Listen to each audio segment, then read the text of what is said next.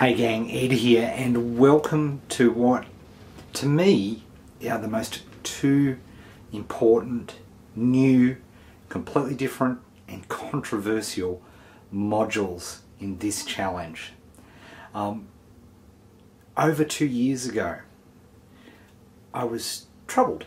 It was, why do some people succeed in a niche, whereas others don't? And I'm in the very fortunate position to literally see thousands of businesses and see how some work really well, some work okay, and some don't work. And there was one common factor amongst the businesses that really worked well, that really took off in their markets. And it's the concept that for the first time ever, literally in any time I've ever done this, I'm going to teach now in these two modules, and it's the concept of market leadership. Now that word has enormous positive and negative connotations for a lot of people, which is why I'm going to spend all of today just talking to you about this so you absolutely get this right. When I first revealed my thoughts on this, I did it at a conference held by Frank Kern, a dear friend and brilliant marketer, and I spoke about this whole concept of market leadership, and I got a huge standing ovation. It really struck a chord, and every time I've talked about it since, people get it. They naturally seem to understand about how important this is. So, what is it? Let's go. This is so important. Usually I'd go off the bat, but I've actually got notes today. First thing, I want to put a couple of arguments to you. The first argument is this. If you have a choice between two suppliers for buying anything, any service, they've got the same price, same products, everything's the same. But there is one difference. Vendor A, you've seen speak at conferences, you see them online, you read their blog, you see that they tweet, you notice they've got a Facebook page. You know, you've seen them around about, you know that they're there. But vendor 2 you've never heard of? Tell me, on physics, who are you likely to buy from more? That's right, the one you know. This is a business practice, a psychological fundamental as old as the hills. Yet, you never ever hear it talked about when people teach how to start and create an online business. Because, bluntly, it's not sexy, it's not cool, it's not something that happens overnight. But let me tell you, here and now, it is the most important element. And for the first time this year, we're going to teach it. Now, if that didn't convince you, there should be another thing that convinces you. In May of this year, Google made a rather major change to the way it operates and the way it ranks sites. Now, I'm not going to go into a lot of the background detail of it because it's ridiculously complex, but ultimately, as you know, already in the challenge, we've been doing two things, right? Thing one, we've been making sure everything on our page is exactly the way Google likes it. So we give ourselves every opportunity for our good content to be ranked. The second part of that formula, because there is no, just having on-page factors is not enough in most cases. We need to start creating backlinks, because backlinks plus great content done the way Google likes it is the secret to success. And the way that we've taught backlinks this year, rather than just, spread them all over the joint willy-nilly, what have we done? We've asked you to create a series of blogs and sites and Twitter accounts, Facebook pages, and update those with really compelling, interesting little tidbits of content. And inside those tidbits of content, you may indeed have a link back to your site. And we've put your linking profile sites, and we've done all of these things.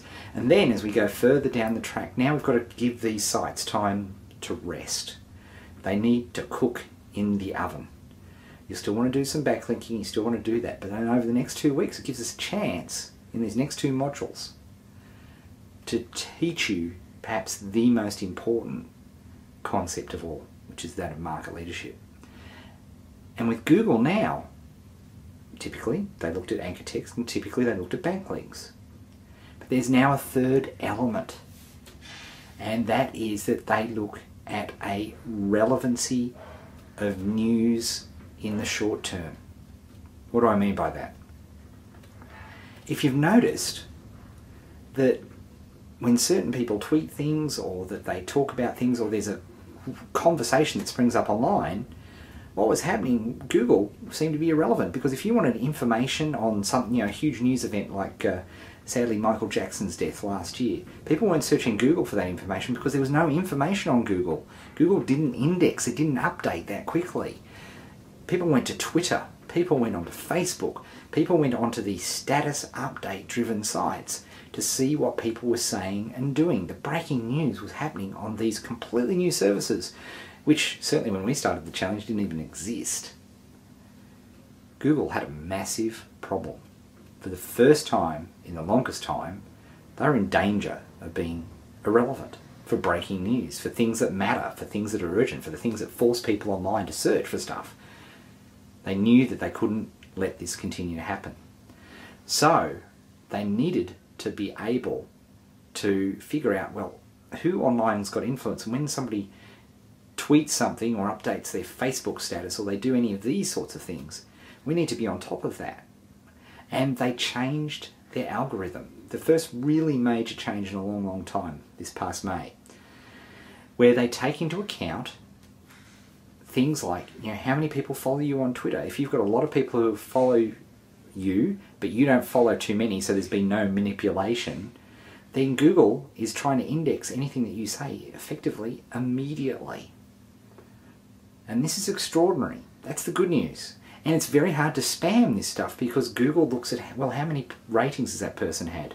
Is this person real over a long period of time? It's actually very easy to tell whether it's a spam or a scam type site or Twitter account or whatever. And so for Google, all of a sudden, this was a chance to make the index relevant again. And we did that funny little joke about the hottest man in the universe, but what you didn't realise was that was a pretty sophisticated test. And it just proved that Google now will rank something very highly when it is relevant and up to date. Now, please, before I go on, that was a silly rabbit trick. Okay, it had no commercial use whatsoever. I'm sure we'll see a dozen guides come out, teaching you how to get indexed in seconds. Boring. It's not interesting to us. But it is very interesting to us, because the only way you will build up the clout with Google to be able to do stuff like the hottest man in the universe, or do it in a far more relevant area for your niche, is you need to build a following. You need to build a tribe. And that is what market leadership is all about. So before, when we actually started planning for this year's challenge, it was really only the first part that we could know about. But then, with the caffeine update of Google, all of a sudden there are two massive reasons for you to be part of doing a tribe, building market leadership and creating this. In the next video, I'm going to continue on and talk to you about some of the other elements that are important.